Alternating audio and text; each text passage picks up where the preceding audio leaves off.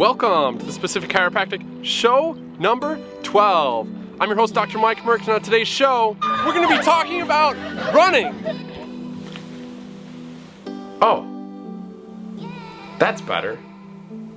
And that's right, we're talking about running today. Running? I don't like running. Well, too bad. We're going to be talking about running anyways.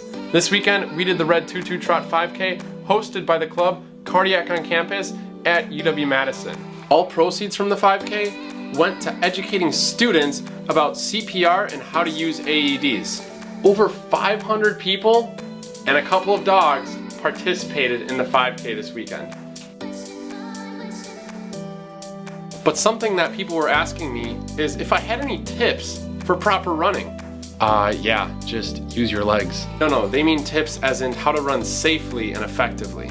So what we're going to talk about today is 3 tips for effective running. The first tip we're going to be talking about today is sleep. Now I know that sounds kind of boring and repetitive, but without proper sleep, there's no way that your body's going to be able to function at its most optimal level.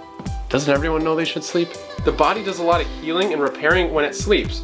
So when you're not sleeping as well as you should be, or as much as you should be, the body isn't repairing itself or healing itself as much as it could, meaning that the next day is going to be a little bit harder to perform at your highest level, and so on and so on and so on. Tip number 2 is all about stretching and a proper warm-up. It's great to start with a 10 to 15 minute warm-up, whether that's leg swings, skipping, a quick walk. It just gets things going, loosens up the muscle. After your run, it's really important to stretch the hip flexors, hamstrings, and calves before they tighten up. Pretty interesting. Another great thing to do after a run is to foam roll. Foam rolling also makes it so the muscles don't get as tight after your run. And I know you guys have been waiting so patiently for the last tip. Tip number 3. What's the tip? What's the tip? What's the tip?